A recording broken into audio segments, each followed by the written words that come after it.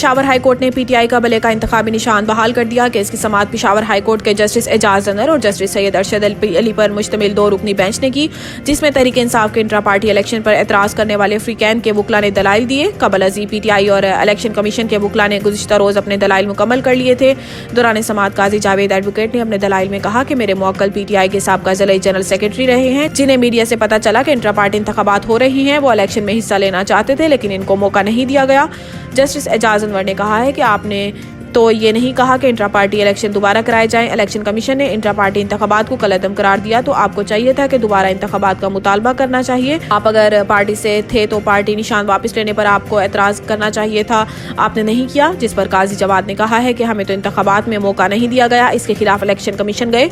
बाद अज़ां अदालत ने केस का फैसला महफूज कर लिया, जिसमें इलेक्शन कमीशन का फैसला कलअदम करार दे दिया गया, जिससे तहरीक इंसाफ को बले का इंतखाबी निशान वापस मिल गया।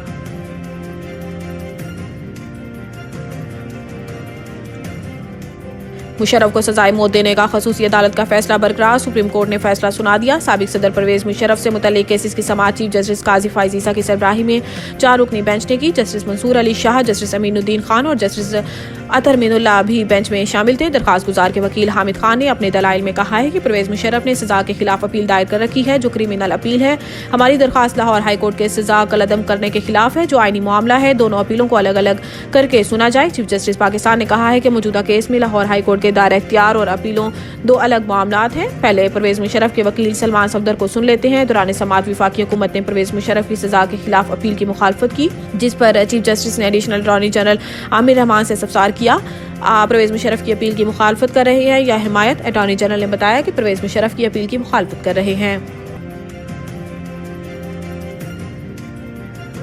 इमरान खान आम इंतखाबात 2024 से मुकम्मल तौर पर बाहर हो गए। लाहौर हाई कोर्ट के इंतखाबी ट्रिब्यूनल के जस्टिस ताहिर नदीम ने फैसला सुनाते हुए लाहौर के हल्का N 122 से बानी पीटीआई की इमरान खान के कागजात मुस्तरद करने के खिलाफ अपील खारिज कर दी। ट्रिब्यूनल ने रिटर्निंग अफसर का फैसला बरकरार रखते हुए इमरान खान को इलेक्शन लड़ने की इजाजत नहीं दी। इमरान खान आम इंतखाबात 2024 से मुकम्मल तौर पर बाहर हो गए। रिटर्निंग अफसर ने लाहौर से कौमी असम्बली के हल्का N 122 से इमरान खान के कागजात नामजदगी मुस्तरद करने के फैसले में कहा था कि उम्मीदवार के तायद कुनिंदा का ताल्लुक हल्के से नहीं है। इसी तरह इलेक्शन ट्रिब्यूनल ने इमरान खान के कौमी असम्बली हल्का N 79 मियांवाली से भी अपील खारिज कर दी, जिसके बाद बानी इमरान खान 8 फरवरी के इलेक्शन से मुकम्मल आउट हो गए। सुप्रीम कोर्ट के जस्टिस मुजाहिर अली नकवी मुस्ताफी। जस्टिस मुजाहिर अली अकबर ने अपने इस्तीफे के मतन में कहा कि मेरे लिए एजाज़ की बात थी कि मैं लाहौर हाई कोर्ट और सुप्रीम कोर्ट का जज रहा।